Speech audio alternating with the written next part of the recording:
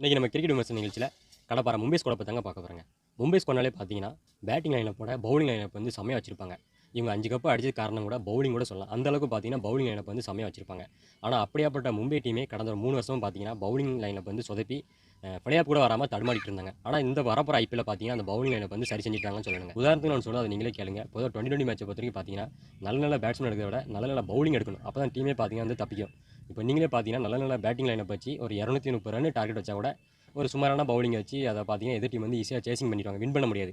ஆனால் இதே இது பேட்டிங்கில் ஒரு 100 ரன் ஒரு 120 ரன் அடித்தா கூட நல்ல பவுலிங் லைனப் வச்சிருந்தா ஒரு 90 ரன்களை சுருட்டி அந்த டீம் பார்த்தீங்கன்னா ஈஸியாக வின் பண்ணிடுவாங்க. அதனால 2020 மேட்சை பொறுத்த வரைக்கும் பார்த்தீங்கன்னா நல்ல பவுலிங் லைனப் இருக்கணும். அதை நம்ம கடப்பார மும்பை பார்த்தீங்கன்னா வருஷம் ஐபிஎல்ல வந்து செம்மையாக பவுலிங் வந்து வச்சிருப்பாங்க.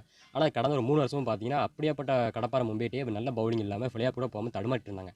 ஆனால் வரப்போகிற ஐபிஎல்ல அந்த பவுலிங் லைனப் வந்து செம்மையாக சரி செஞ்சாங்கன்னு சொல்லணுங்க. அதுக்கு இன்னொரு உதாரணம் சொல்ல நீங்களே கேளுங்க. ஒரு நேரத்தில் பார்த்தீங்கன்னா ஜான்சன், மலிங்கா, பூம்ரா இப்படி பார்த்தீங்கன்னா பவுலிங் லைனப் வந்து நல்லா ஸ்ட்ராங்காக இருந்தாங்க.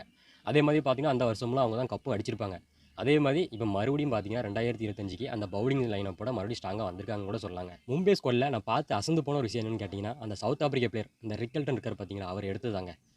இவரை எப்படா எடுத்தாங்கன்னு சொல்லி நானே அசந்து போயிட்டேன். அந்த அளவுக்கு பார்த்தீங்கன்னா ஒரு செமையான ஒரு ஓப்பனிங் பேட்ஸ்மேன். அவர் எடுத்தது பார்த்தீங்கன்னா உண்மையாகவே நம்ம மும்பை மேனேஜ்மெண்ட்டை பாராட்டி தாங்க ஆகணுங்க. இப்போ நிறைய பேர் பார்த்தீங்கன்னா ரோஹித் சர்மாவையும் நம்ம வில் ஜாக்சன் தான் ஓப்பனிங் வந்து கம்பேர் பண்ணி போட்டுக்கிட்டு இருக்காங்க. இவங்க 2 தான் ஓப்பனிங் ஆடணும்னு. ஆனால் என்கிட்ட கேட்டிங்கன்னா ஹிட்மன் கூட நம்ம ரிக்கல்டன் வந்தாங்கன்னா செமையாக இருக்குங்க. மும்பை டீம் பார்த்தீங்கன்னா 2020ல் எப்படி இருந்தாங்களோ அதே மாதிரி மறுபடியும் கம்பேக் கொடுத்து இப்போ 2025க்கு மறுபடியும் வந்திருக்காங்க கூட சொல்லலாங்க. எந்த ஒரு குறையுமே இல்லாமல் 100க்கு 100% இதாங்க ஸ்குவாடு. அந்த அளவுக்கு பார்த்தீங்கன்னா 2025 ஐபிஎல்ல நம்ம மும்பை டீமோட ஸ்குவாட் வந்து இருக்குங்க. சரி, இந்த மொத்தத்தில் இந்த ஸ்குவாட் எப்படின்னு கேட்டிங்கன்னா பேட்டிங்கை பொறுத்த வரைக்கும் எந்த ஒரு குறையுமே இல்லை. பவுலிங்கை பொறுத்த வரைக்கும் பார்த்தீங்கன்னா குறையே இல்லைன்னு தான் சொல்லணும். அதையும் ஸ்பின்னர் நம்ம ஸ்ட்ராட்னர் வேறு இருக்காரு. இந்த ஸ்குவாடை வச்சு கண்டிப்பாக சொல்லுவேன் வரப்போகிற ஐபிஎல்ல மும்பை தான் கப் அடிப்பாங்க. மும்பை கப் அடிக்கிறதுக்கு 90% வாய்ப்பு இருக்குங்க.